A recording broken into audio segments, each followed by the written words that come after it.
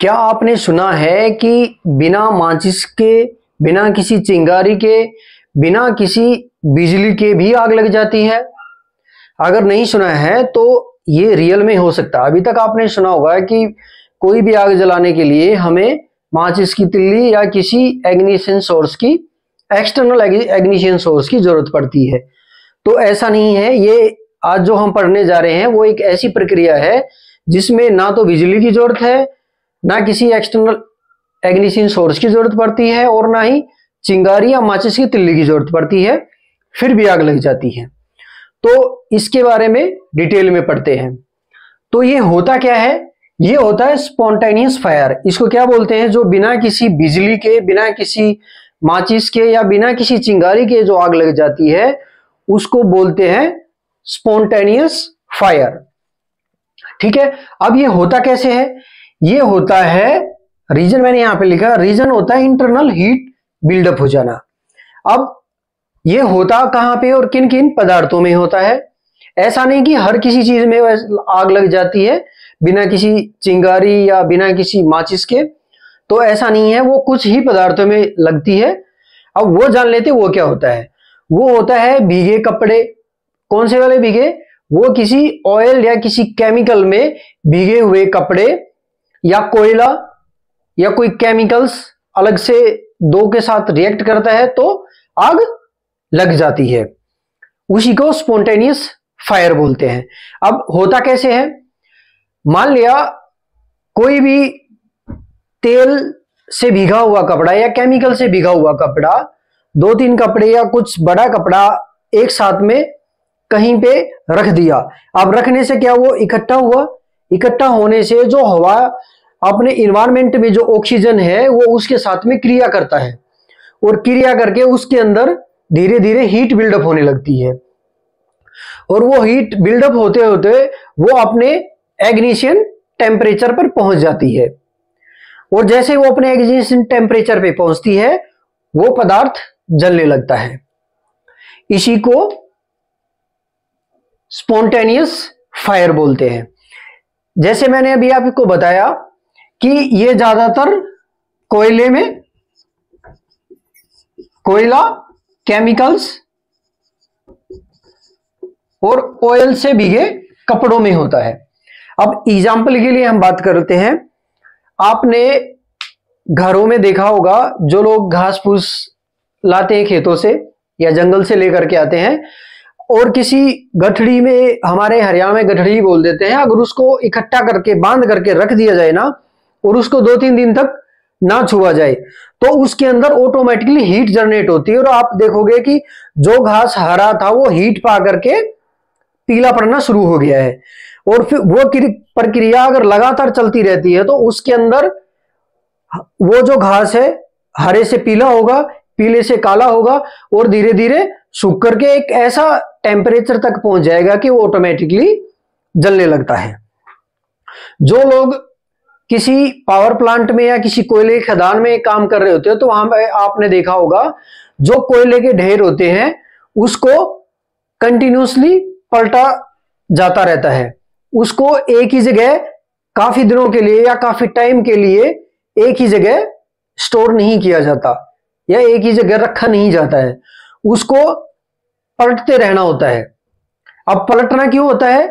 अगर वो एक ही जगह पे लंबे समय तक टिका रहा तो जो इन्वायरमेंट की ऑक्सीजन है उसके साथ में क्रिया करेगा, और क्रिया करके उसके अंदर हीट बिल्डअप होगी, और धीरे धीरे हीट बिल्डअप होकर के वो अपने एग्निशन टेम्परेचर पे पहुंच जाएगा, जिसको ऑटो एग्निशन बोलते हैं, और उसमें आग लग जाती है। अब आग एकदम से नहीं लगती है, पहले उसके अंदर ये जो प्रक्रिया में है ये धीरे धीरे होती है। ऐसा नहीं है एकदम से फायर होती है, एक्सप्लोजन होता है, ऐसा नहीं होता है। इसमें एक लंबी प्रक्रिया होती है। जो केमिकल्स ज्यादा रिएक्टिव होते हैं उनमें थोड़ा जल्दी होता है, और जो केमिकल्स कम रिएक्टिव होते हैं उसमें धीरे धीरे एक लंबा समय होता है। हो सकता है 10 दिन में, 15 दिन में, महीने में, 2 महीने भी हो सकते हैं, और 2-3 महीने भी हो सकते हैं। इसलिए जो हजार्डस सब्सटेंस है उनको सेपरेटली रखा जाता है। और गवर्नमेंट की गाइडलाइन भी ये बोलती है कि जो हजार्ड वेस्ट है उसको आप 90 दिन से ज्यादा नहीं रख सकते, क्योंकि अगर आपने उसको 90 दिन से ज्यादा रखा तो उसमें आग लगने के चांसेस बढ़ जाते हैं, ऑटोमेटिक आग लगने के चांस बढ़ जाते हैं और स्पॉन्टेनियस फायर हो जाती है।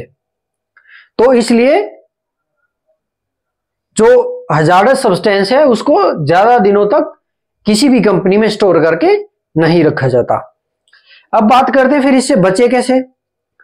तो इसमें एक 5S का अच्छा एग्जाम्पल है।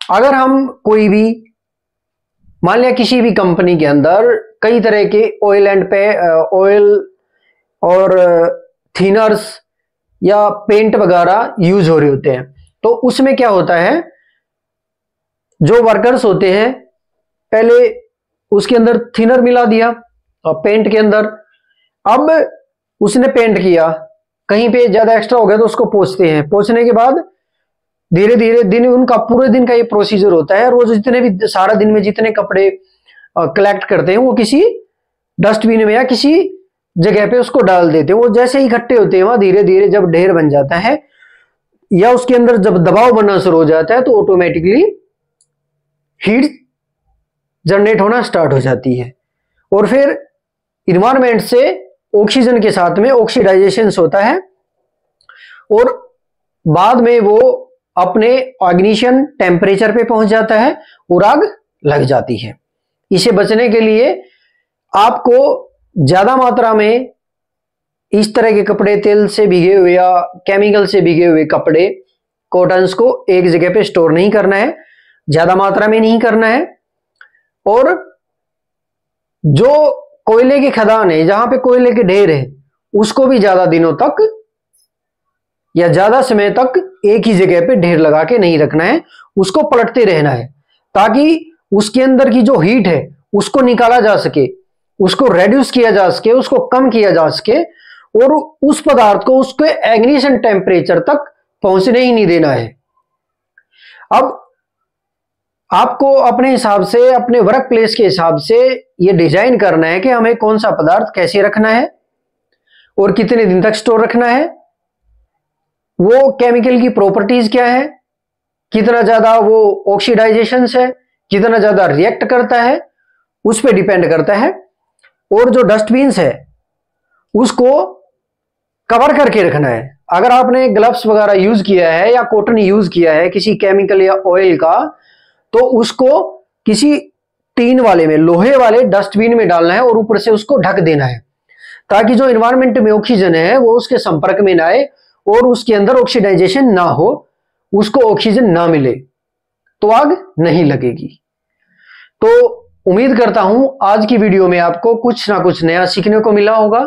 अगर आपको कुछ नया सीखने को मिला है तो वीडियो को लाइक करें, कमेंट करें और अपने दोस्तों के साथ में शेयर करें। अगर आप चैनल पे नए हैं तो सब्सक्राइब जरूर करें।